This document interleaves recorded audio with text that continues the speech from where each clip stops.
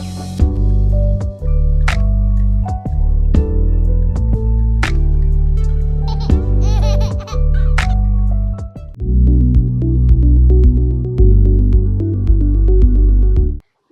అండి. నా పేరు డాక్టర్ సీత. సో, ఈరోజు మనం విజరల్ ఫ్యాట్ వల్ల ఏమైనా ఇన్‌ఫర్టిలిటీ వస్తుందా అనే దాని గురించి కనుక్కుందాం. సో, అసలు విజరల్ ఫ్యాట్ అంటే ఏంటి? అంటే 2 రకాల ఫ్యాట్ ఉంటుందన్నమాట. ఒకటి సబ్‌క్యూటేనియస్ ఫ్యాట్ అంటే స్కిన్ కింద ఉండేది. మన పొట్ట దగ్గర అలా సబ్‌క్యూటేనియస్ ఫ్యాట్ థైస్ దగ్గర ఉండేది సబ్‌క్యూటేనియస్ ఫ్యాట్ అన్నమాట. విజరల్ ఫ్యాట్ అంటే ఏంటంటే ఆర్గన్స్ చుట్టూ ఉండేది. హార్ట్ చుట్టూ, లివర్ చుట్టూ, లంగ్స్, ఇంటెస్టైన్ చుట్టూ ఇలా మనకి ఫ్యాట్ ఉంటుంది. ఆ ఫ్యాట్ ఏంటంటే కుషన్‌లా యాక్ట్ చేస్తుంది. మనకేమైనా సడెన్‌గా ఎక్కడైనా యాక్సిడెంట్ అయ్యి కింద పడినా అదొక కుషన్‌లా యాక్ట్ చేస్తుందనమాట. సో, దీన్ని విజరల్ ఫ్యాట్ అంటారు. ఈ విజరల్ ఫ్యాట్ సన్నగా ఉన్న వాళ్ళకి కూడా ఎక్కువ ఉండొచ్చు. లావుగా ఉన్న వాళ్ళకి ఎక్కువ ఉండొచ్చు. సన్నగా ఉన్నారని చెప్పి విజరల్ ఫ్యాట్ తక్కువ అని చెప్పలేమనమాట.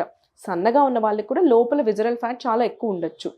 This is one of the reason lean పీసీఓడీకి. ఇప్పుడు సన్నగా ఉన్న వాళ్ళకి కూడా పీసీఓడీ ఉంటుంది. నా దగ్గరికి చాలామంది వస్తారు పేషెంట్స్. ఈ అమ్మాయి సన్నగా ఉంది, అయినా పీసీఓడీ ఎందుకొచ్చింది? లావుగా ఉన్న వాళ్ళకే కదా పీసీఓడీ రావాలి అంటారు. దీనికి ఆన్సర్ ఇదే అనమాట. సన్నగా ఉన్నా కూడా లోపల ఫ్యాట్ ఎక్కువ ఉండొచ్చు అనమాట. ఆర్గన్స్ చుట్టూ ఫ్యాట్ ఎక్కువ ఉండొచ్చు. దానివల్ల లీన్ పీసీఓడీ వస్తుందన్నమాట. సో, ఈ విజరల్ ఫ్యాట్ నాకు ఎక్కువ ఉందా, తక్కువ ఉందా ఎలా తెలుస్తుంది అంటే ఫస్ట్ వేస్ట్ సర్కంఫరెన్స్, మన అబ్డామినల్ గర్త్ చూసుకోవాలి. జనరలీ మగవాళ్ళకి ఎక్కువ ఉంటుంది. ఆడవాళ్ళకి ఒక ఏజ్ వచ్చాక అంటే మెనోపాజల్ అటైన్ అయ్యాక ఎక్కువ ఉంటుంది. అందుకే ఆడవాళ్ళ లైఫ్ స్పాన్ ఎక్కువ ఉంటుంది మగవాళ్ళ కన్నా. సో, ఎప్పుడైనా మీరు చూసుకున్నప్పుడు విజరల్ ఫ్యాట్ వేస్ట్ సర్కంఫరెన్స్ చూసుకోండి.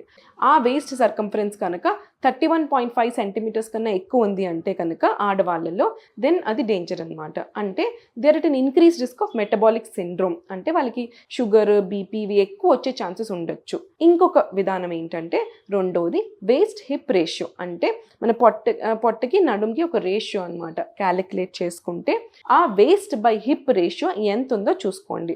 వేస్ట్ హిప్ రేషియో 0.75 కన్నా తక్కువ ఉంది అంటే ఎక్సలెంట్, చాలా బాగున్నట్టు, మీరు చాలా హెల్తీగా ఉన్నట్టు.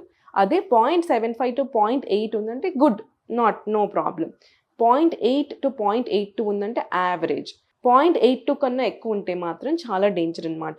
వీళ్ళు ఎక్కువ ఇన్సులిన్ రెసిస్టెన్స్కి, డయాబెటీస్కి, షుగర్ అండ్ బీపీకి, హార్ట్ స్ట్రోక్స్ ఇవన్నిటికీ ప్రోన్ ఉంటారు. సో, అందుకే జాగ్రత్తగా ఉండండి, ఎక్సర్సైజెస్ చేయాలన్నమాట.